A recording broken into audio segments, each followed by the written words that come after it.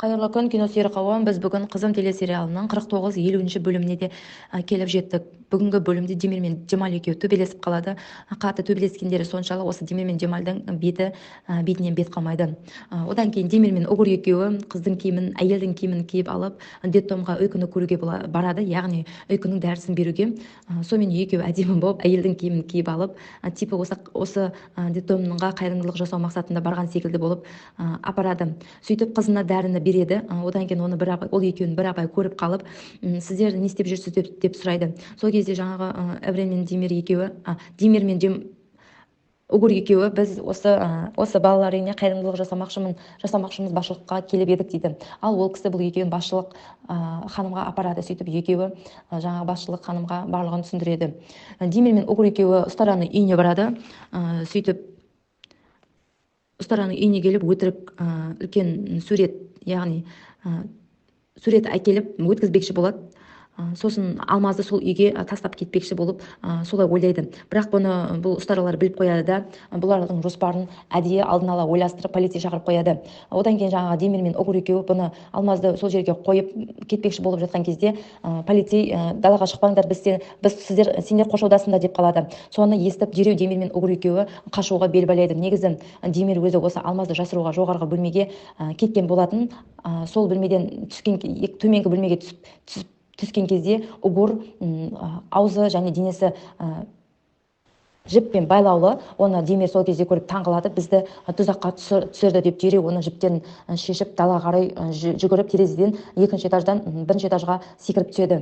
Одан кейін ал ұстара Өйкүнің мектебіне адам жібереді де, оның қай кезде шығатынын, оның қай кезде мектепке баратынын барлығын аңдуды бұйырады. Яғни оның тағы бір жоспары пайда болды. Одан кейін Өйкү мектепке келеді. Ата-аналар оны көріп, Элайда деген қыздың анасы оны көріп біртүрлі болып қалады. Одан кейін Мәртжанның анасы келеді. Сол кезде Мәртжанның анасына жаңағы Элайданың анасы айтады: осы қызды мен алдында 4-5 күнге жоқ болып кеткенге қуанып едім, қайтадан пайда болыпты ғой, енді не істейміз деп, енді бұл бәріміз қол жинап осы қызды қуып жіберейік дейді. Сол кезде Мәртжанның анасы: қой, олай жасамаймыз, оның не кінәсі бар, қыздың кінәсі жоқ қой дейді. Содан кейін Демир мен Угур екеуі шалдың киімін киіп алып өзінің келесі жоспарларына көшеді. Одан кейін Мұрат пен Жандан екеуі сөйлеседі. Мұрат Жанданды кафеге шақырады. Екеуміз кездесіп осы той жөнінде ақылдасайық дейді.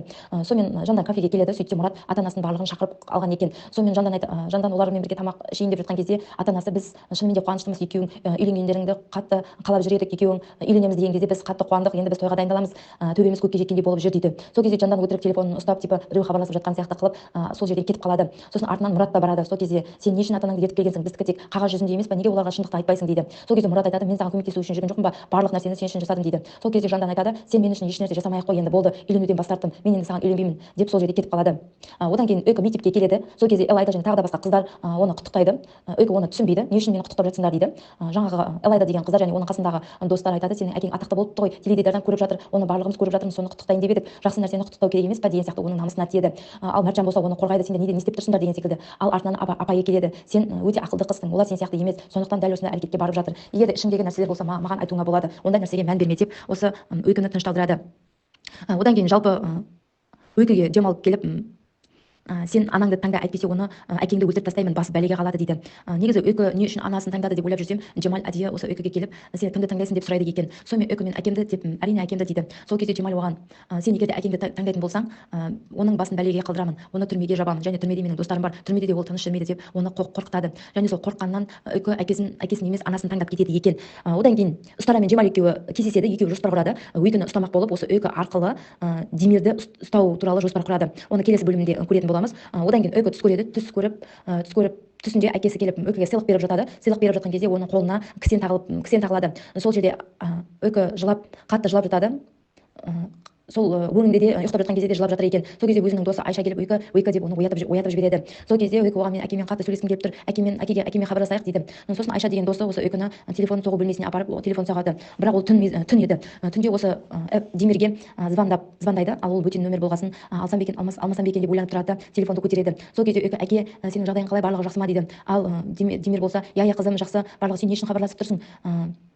не болып қалды дейді. Сол кезде кім өйкі жоқ жоқ әке менде барлығы жақсы, Жемал саған еш нәрсе жасаған жоқ па, барлығы жақсы ма деп сұрайды. Одан кейін телефон өзінен өзі өшіп қалады. Ал одан кейін Демир оны уайымдайды. Ал не үшін ол Жемалды сұрады, Жемалды қаяқтан таниды, мен қатты уайымдап тұрмын, мен дереу өйкеге баруым керек дейді. Содан кейін қатты өйкені уайымдап келесі күні өйкеге балалар үйіне барады, типа повар болып. Одан кейін барып өйкемен сөйлеседі. Өйкеге айтады, мен сені қатты уайымдадым, кеше не үшін маған түнде хабарластың дейді. Сосын өйке айтады, мен жаман түс көрдім, сондықтан саған хабарластым, менде барлығы жақсы, және осы сен мені қашан алып кетесің дейді. Сол кезде Эврен айтады, мен жақында алып кетемін, шыдай тұршы қызым дейді.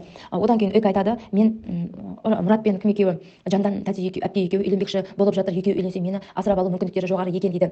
Сосын оны естіп қатты Эврен уайымдап қалады. Одан кейін Жандан ханымға Жемал келіп сөйлеспекші болады. Оны сырттан Эврен мен жаңағы Угури екеуі бақылап тұрады. Сонымен бүгінгі бөлім аяқталды. Бүгінгі бөлім өте қызық болды. Келесі бөлім одан да қызық болады деп сенемін. Егер ұнаса тіркеліп лайк басып кетіңіздер.